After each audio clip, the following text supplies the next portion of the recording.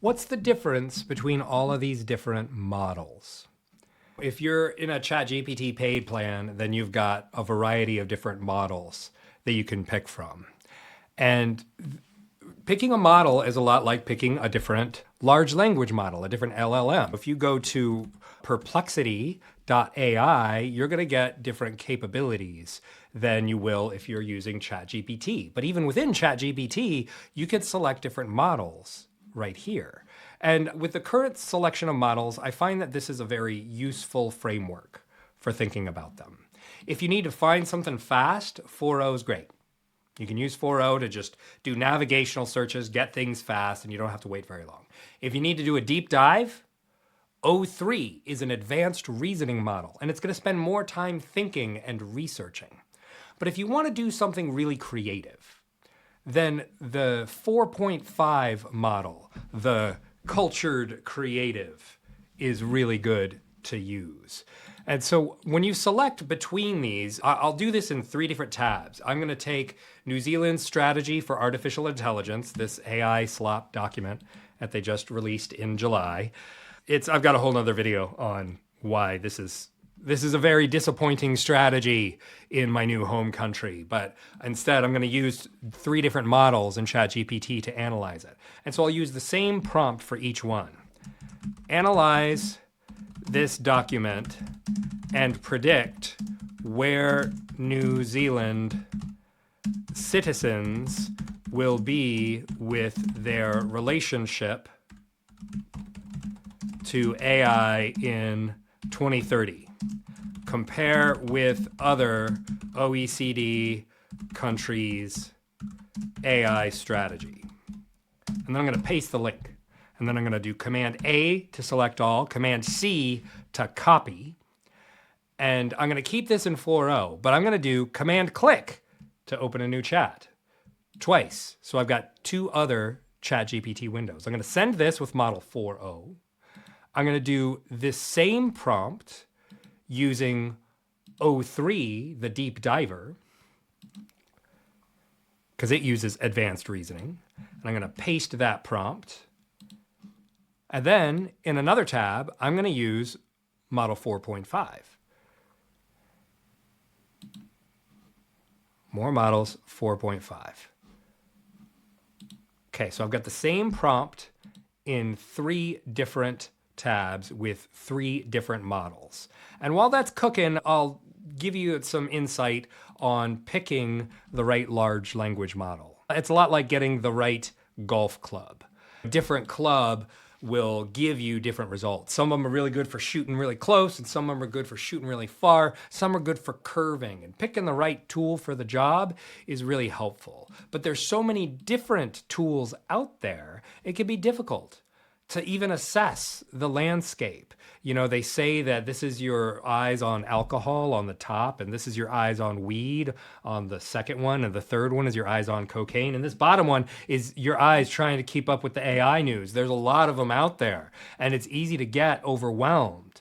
Some of these models are going to be better at thinking, some will be better at making, and some will be better at doing. And only testing will tell. These large language models are changing so fast, we have to dynamically adapt to keep up. The best AI operators aren't the most technically proficient, but they are the most adaptable. So we need systems that flex by constantly evaluating new tools with feedback loops filled with the meta skill of learning how to learn. And so that's what we're going to do here in these 3 different comparisons. I've got model 4o. Where's New Zealand headed by 2030? I'm going to do a quick scan of each of these. Adoption with purpose, mindset and trust, regulation and government. Yeah, this is basic. I get an OECD comparison table at a glance. That's nice. I can see how Canada and Australia and the UK and Singapore are compared to all of them.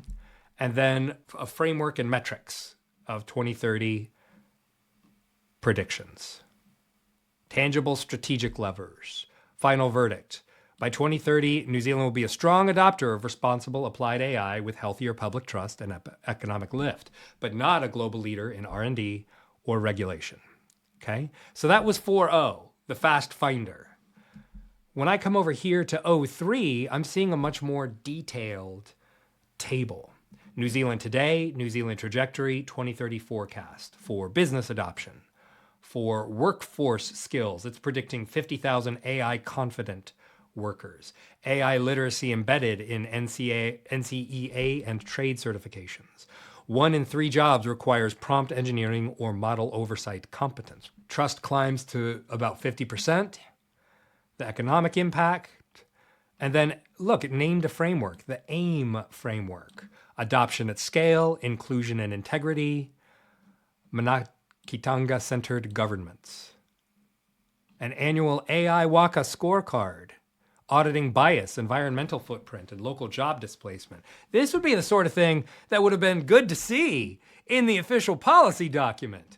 Maybe they didn't use the right model. Maybe they used 4o and didn't use model O3. And so now we've got a comparison table versus the OECD peers, the strategic posture, the 2030 citizen relationship, and why it differs. In EU, the legal certainty trumps speed.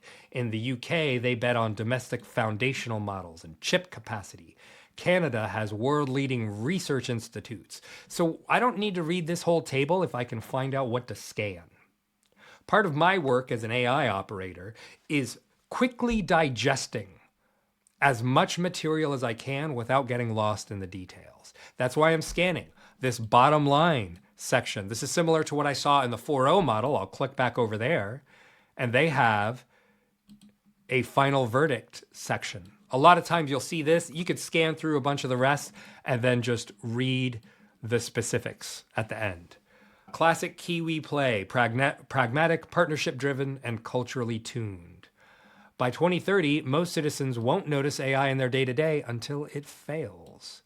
Compared with OECD, New Zealand will lag on foundational model R&B, but will punch above its weight in trustworthy adoption. I think that's optimistic. So now let's see what 4.5 did. I gave it the same prompt, and it gave me an overview of the document, the focus. This is all basic stuff. I'm seeing very 4o kinds of things. Citizens, where they'll be with everyday AI adoption, responsibility, competent, and I'm just going to scan. I see another table, New Zealand versus others. And so this is, you notice in O3, we had all the different others, but this one, it just bunches them all together. And so it's less granular in 4.5. But this is interesting.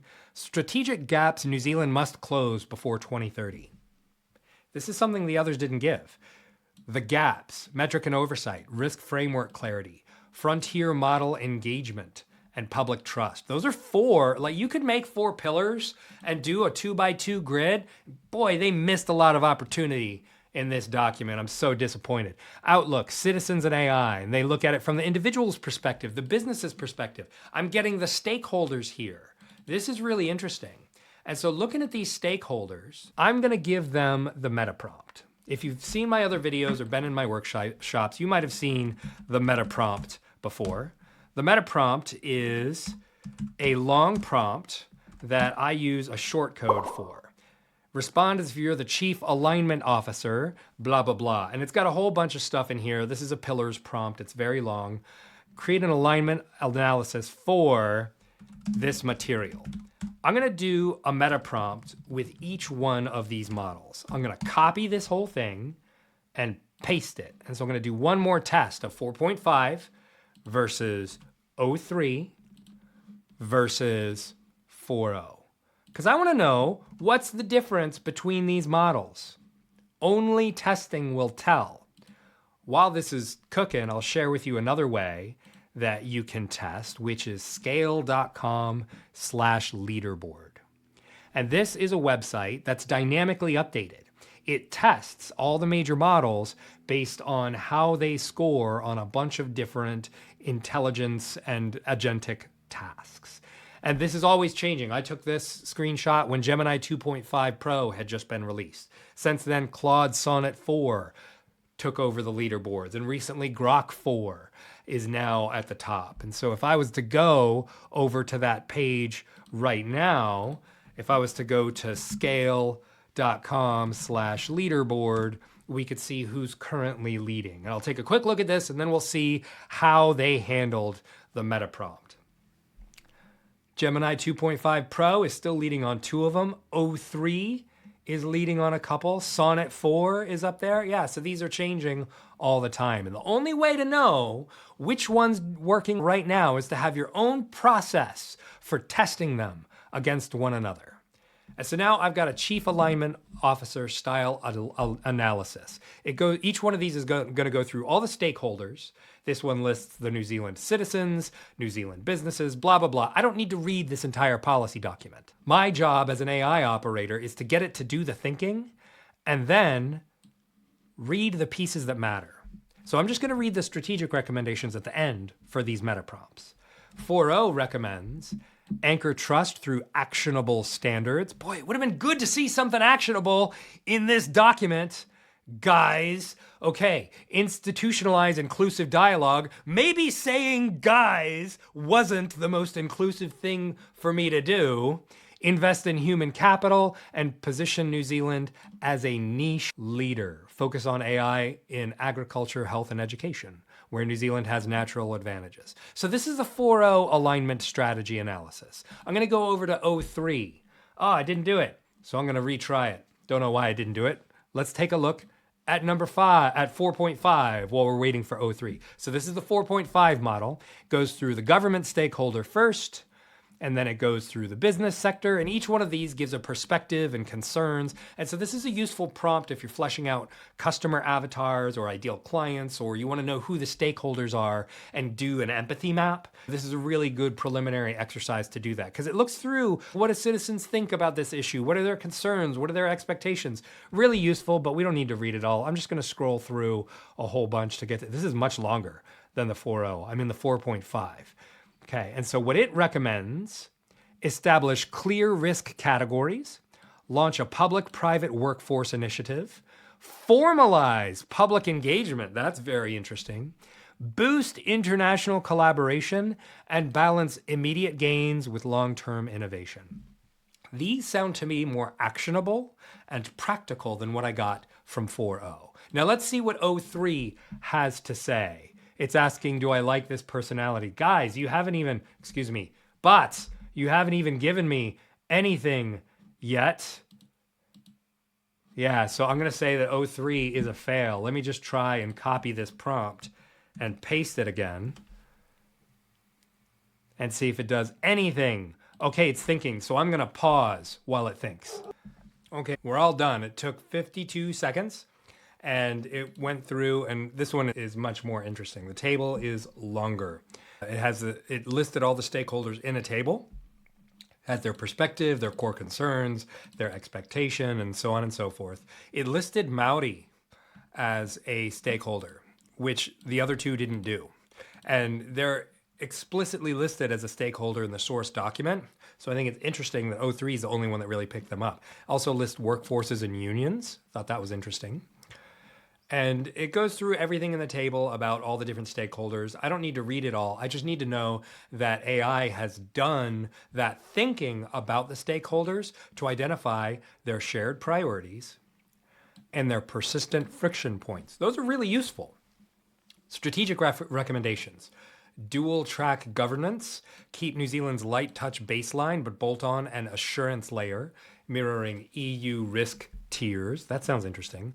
New Zealand AI Skills Accelerator. I like this. Tie the $213 million tertiary fund to stackable micro-credentials and SME placement vouchers. Mandate that any firm over 100 FTE certifies 10% of staff annually in responsible AI. That's the sort of thing that would have really made this document powerful, is if it had something bold like this. We're doing a skills accelerator. We're investing in our people. A Maori data trust framework, launched 3 iwi-run trusts that license data sets under Tikanga governed contracts. Very interesting. Compute for Climate Pact. Very interesting. Public sector transparency mandate. Trans-Tasman and Five Eyes collaboration. That would be really good. Leveraging an existing information sharing partnership with an AI partnership. Citizens AI Forum. Wow. Annual participatory budgeting exercise where citizens allocate 5% of the public sector AI budget. It boosts literacy and legitimacy in one move. And an SME success scoreboard, a quarterly dashboard of ROI case studies across 20 common AI tasks. Very interesting. Bottom line, New Zealand's adoption first, principles-based stance positions it as an agile, smart adopter rather than a frontier model superpower.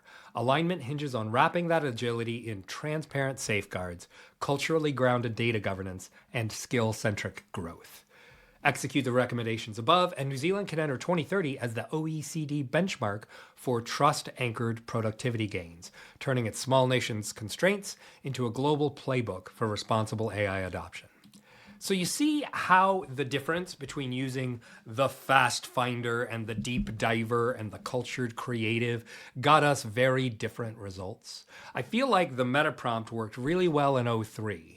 It did fine in 4.0. It was better in 4.5, but in 03, when it had the thinking, it came up with some really, like, I might take note of some of these. A skills accelerator, that's a really interesting idea. And so that's one of the ways that you can use different models with the same prompt to test them and see what their differences are. Try copy and pasting a prompt into different models the same way I did here and elevate your own AI literacy. Good luck out there.